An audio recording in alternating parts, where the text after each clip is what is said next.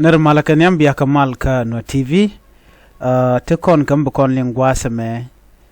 kan kono niam ner malawe ke yene diala kon ling garwane gwasame te loide ke yek ta danan chuyen kel ke Nuer TV ke ja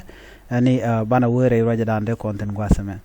karoj mi shalat gwasame te kon keler ngwan bokon kalat shalado Gerald Puljang top shelogono bawlet ke bilpam gwan me shaje jogono chaja ponyo no bawtere bilpam ngai kon re wiki juba Gerald Puljang top general ke unwara re wish tege juba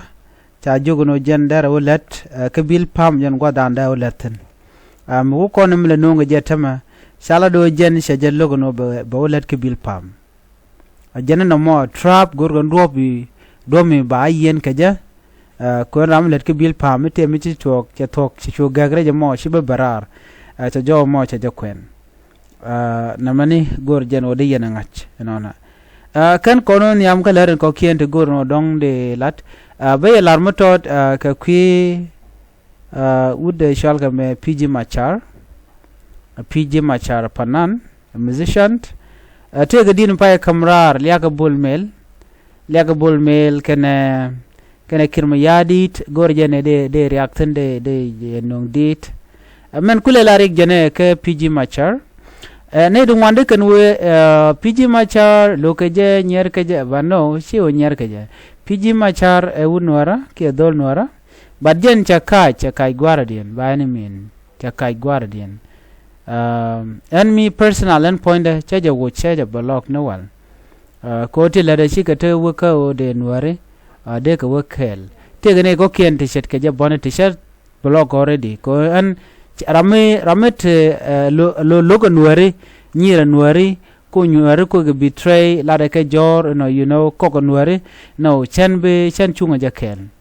so dio ja bonne ngai ne te ngwana na mo no mu guri shana la me dong de re ngaje no ngum la la da chen goro de nyanga de ka gol ga de ko kien no mite michel lok kashi gwa ka Nuer belaru na me jega PG Machar rana la tok human chit ka kon badjen micha ka chima kiet ka shodo man tama ka social media shi PG Machar chadit kamrar ka kibol mail chadit kamrar ka kirma yadit no din mel ya ka kirma yadit tan kana bol mail mo kon to bol mail jaram dana nagne kon ramul yak bol mail this time ramo chine de chonkel laran yo men chala PG Machar mi jek so ngada je PG Machar mi jek chala done jadit kamrar ke tam tenna ko rot ken bej to ko lat ke jang ken special point en bol me jaram dan te tet ko ba no wan ba kanak so na me jek along bej mu gore je no dere dit ket of course chat tet de ke jinu chu bol mel chu je ket chu ke dien mo gwa chu je pon cha jigo no jin chu kirmi adi chu je pon mutam alteten why not tell problem teram de je kef a musician but right now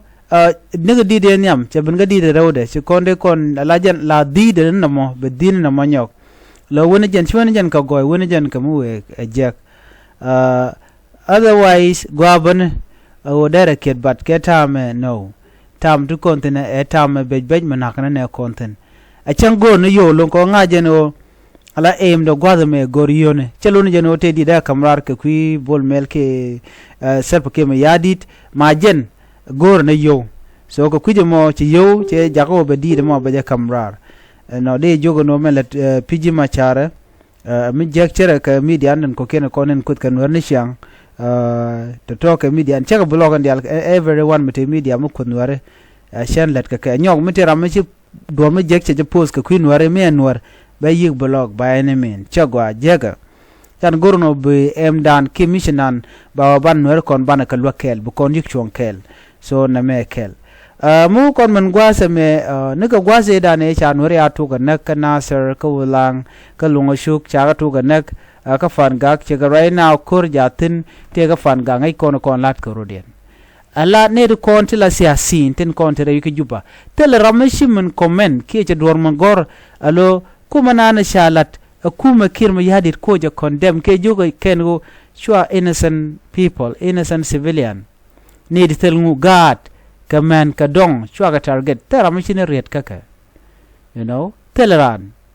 dio jen wona me adwal ko dong miti ga position mi di dong de wo ke jitin jinu ku rai ku ne go defend dong de wo ke ji de ta dan je chodre siyasa ka je ki re politika je dong je de ju yorar de ju ngugrar kirma yadi dong jen dan adwal na ka je.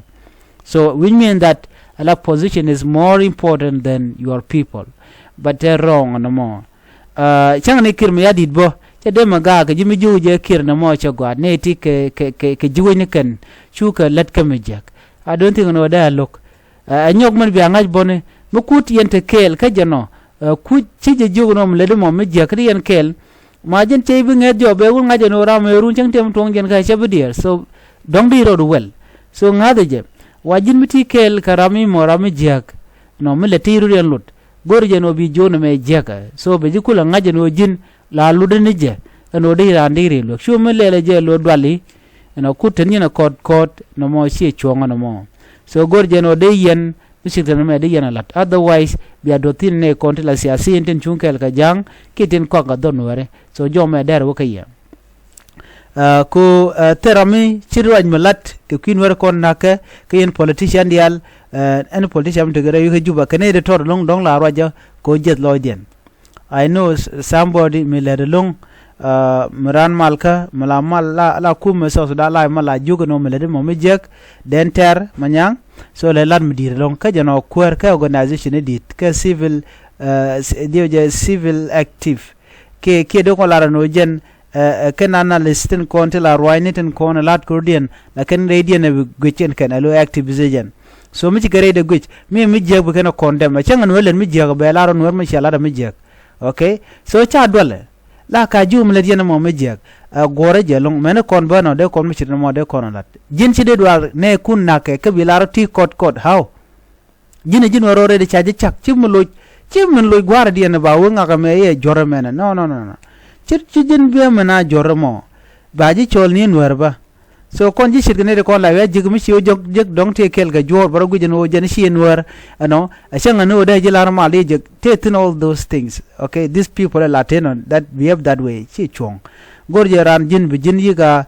typically nwer. Okay, nwer mo gwa mi le cheng nwere tel mo gor bi poy keje so mete mi jami ben ga tiga position you use it bi gorno ne me cha gwa mi cha ga tiga je beling so jo me je nana gode nyoga ya kel bar nyoje kala do dien ci je poro je no bi nyoga ne ko ken bi atemal bye bye.